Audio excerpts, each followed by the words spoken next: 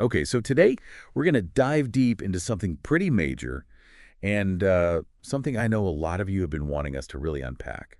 We're talking about the idea of Jesus coming back to earth, like literally returning, as it's laid out in the Bible. Yeah, it's a huge concept, right? And I mean, honestly, it's something that so many people think about and look forward to. And It is. I know we've had a lot of requests to really get into this, so we've actually gathered a ton of material to help us do that. Yeah, we've We're got... talking like teacher notes, excerpts from different lessons, and just a whole range of verses from all over the Bible. Oh, yeah, we've got Old Testament prophets, we've got Gospels, we've got Paul's letters. Yep, from Psalms and Isaiah all the way to Revelation, the whole thing. We're going to try and get this picture as clear as possible. Exactly, and that's really the mission for this deep dive. We want to pull out the key details about this event, the second coming, straight from these sources. What does it actually look like according to the Bible? And, just as important, how is it different from other ideas that are kind of similar, like the rapture? Right, because I think that's where people sometimes get tripped up, right? Exactly. What's this, what's that? So we got to lay it all out. Yeah, totally. Okay, so right off the bat, what I noticed just looking through all this stuff is, Yeah. wow, this second coming thing, this is not some little side note. Oh, no. This is like woven through the whole Bible. Yeah. Like it's not just in Revelation, which we tend to maybe think of first, but it's in Psalms, it's in Isaiah's prophecies. I know that's all over the place. It pops up in the Gospels, Matthew, Mark, Luke. It's in Acts and Romans, Thessalonians, Right. Peter, Jude. And it's pretty pervasive. Like you Yeah. said, it's woven into the whole narrative. It is. It's like this constant thread. And the thing that really struck me was it's not presented as like some kind of symbolic thing. Right. It's like, no, this is going to actually happen. It's a literal event. Yeah. That's the consistent understanding throughout all these different writers and books. And it hasn't happened yet. Nope, still waiting on this one. Yeah, which makes it, even more interesting to think about. Absolutely. Okay, so let's talk about the rapture for a sec, because like I said, people get this mixed up with the second coming. Right. It's important to separate those two. Our material actually goes out of its way to clarify this. Looks like last time, in the previous lesson, you went deep on the rapture. We did a whole deep dive on that one. But now we're looking at the second coming, and it's clear they're not the same thing. No, not at all. So what's the main difference here? So the big difference, according to our sources, is all about the destination. In the rapture, Christ comes for believers, and they're taken up, like to meet him in the air. Right. But the second coming, it's about Christ coming to earth. Like setting foot down. Exactly. He's coming back to earth, gonna actually be here and rule from here. Okay, so location, location, location. Yeah, that's a big one. That's the key. And actually, the lesson excerpt, it says straight up, none of the details that they describe for the second coming, they don't match up with what they talk about for the rapture at all. Interesting. So these are not just two ways of saying the same thing. No, these are presented as two separate events, each with its own purpose and outcome. Gotcha. And I think, when you're trying to understand biblical prophecy and put all these pieces together, it's crucial to keep that in mind. Yeah. Because if you mix those two up, it can really mess up your understanding of the timeline and everything. Makes sense. Makes sense. Yeah. Okay, so let's paint a picture of this second coming, especially as it's described in Revelation. Chapters 19 and 20, things get pretty intense, pretty vivid. Oh, yeah, it's like a movie. Right. So Revelation 19, we've got heaven opening up, and John sees a white horse. And that white horse, it's not just any horse. Our sources say it symbolizes coming triumph. Okay. White, it often represents purity, victory. So it's a very powerful image for Christ returning as king. It's very powerful. Totally. And who's the writer? It's the one named Faithful and True, and our notes tell us that's the Lord Jesus. Okay, so we know who we're dealing with right away. Right from the start. And you can tell just from that description, this return, it's going to be victorious. Oh, question. And totally trustworthy. He is faithful and true. And it doesn't stop there, right? The descriptions just keep getting more and more like, wow. Oh, yeah, they pile it on. His eyes are like blazing fire. Which our notes say that represents his judgment against sin. Okay, so it's not just a happy parade. No, there's a serious side to this. There's judgment involved. He's also wearing lots of titles and crowns. Oh, yeah. Which shows, his ultimate authority. Ultimate authority to judge. Just So check this is a big deal. And then to make it even more, awe-inspiring. Yeah. There are armies from heaven with him. Yeah, the armies of heaven. Yeah. Now, who exactly these armies are, that's interesting. Our source says they could be angels. Like a whole host of angels. Or maybe even believers who've already gone to be with Jesus. Oh, wow. Either way, it's a massive force. But here's the thing. The text doesn't say they're actively fighting. Interesting. It's like the victory is primarily Christ's. Is his show. Yeah, exactly.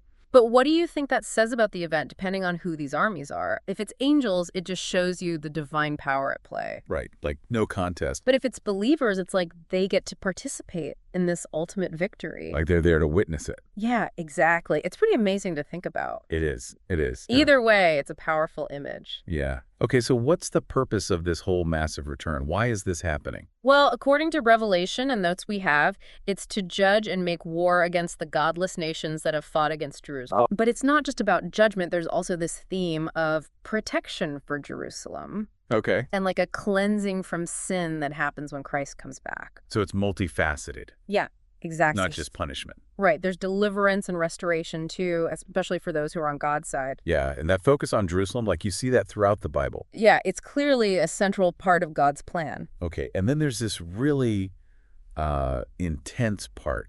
An angel calls for this great supper for the birds. Oh, yeah, that's a wild image. And what are they feasting on? The flesh of kings and leaders, even their horses? It's pretty graphic, isn't it? It is. It's like, whoa. But it just shows you how completely those who oppose God are defeated. Like, no question. Absolutely. Total defeat. And right after this battle, we see what happens to the main bad guys. Yeah, the beast and the false prophet. They get captured and thrown into the lake of fire. Okay, so that's where we are. Yep. And then things get even crazier. Oh. Because there's this massive earthquake that splits the Mount of Olives right near Jerusalem as Jesus is coming down. Like, can you imagine witnessing that? It would be insane. Like the earth itself is reacting. It's a physical manifestation of Christ's return, you know, and the fact that it splits the Mount of Olives and he stands there before all his enemies, it just shows his total victory. Like he's in control. He's establishing his authority right then and there. Okay, so then we move into this whole idea of the millennium, the 1,000 years of Christ's reign on earth. Right, Revelation 20 gets into that. So what's happening during this time? One of the biggest things is what happens with Satan. As soon as Christ returns, Satan gets bound and thrown into this bottomless pit for 1,000 years. Okay, so he's out of the picture. Completely sidelined, can't deceive the nations anymore. Which means? Peace. Peace, righteousness. A whole new era like nothing we've ever seen. Wow. And it's not just Christ reigning alone. Believers get to reign with him. Oh, that's right. They have positions of honor and leadership. So it's like shared rule. Yeah, it's the fulfillment of those promises made to the faithful. It's pretty amazing to think about, you know? It is. It's like a glimpse of God's ultimate plan for humanity and creation. But then, this 1,000 years, it's not the very end. No, because the prophecy says Satan gets released for a little while after that. A little while after 1,000 years. Yeah, it's like one last attempt by evil to mess things up. But why? Why even allow that after so much peace? That's a good question. I think it might be to show that even though Satan's influence is gone, the potential for humans to rebel, it's still there. Oh, I see. It's like a final test. Even after experiencing Christ's rule, people still have a choice. Okay, so this idea of Jesus coming back as king, this isn't just a New Testament thing, right? Oh, no, it goes way back. Yeah, our sources do a good job connecting this to the Old Testament. Like, remember God's promise through Jacob, also known as Israel? Yeah. He said a king and lawgiver would come from the tribe of Judah. Right, and then there's that promise to King David about an everlasting kingdom. Exactly, those are big ones. They are. And then if we jump ahead to Jesus's birth, Yeah. remember the angel told the shepherds the baby was Christ the Lord. Right. And even though our sources here don't get into Matthew chapter 2, it's worth remembering that those wise men from the East, they knew Jesus was the born king of the Jews. They did. So that expectation of a king from David's line, it was there from the beginning. It was. And even when Pilate asked Jesus directly if he was the king of the Jews, He didn't deny it. didn't deny it. Nope, it's a consistent thread throughout his life and all those prophecies. And even after the resurrection, the disciples were still expecting that earthly kingdom. Yeah, they were. And the angel didn't say they were wrong. He just said it wasn't the right time yet. Exactly, so it's still coming. It's still coming. Yeah. Okay, so this return is king. It's also tied to God's justice and wrath. Right, it's a big part of it. The materials explain that Jesus, coming to judge and make war, it's righteous and just.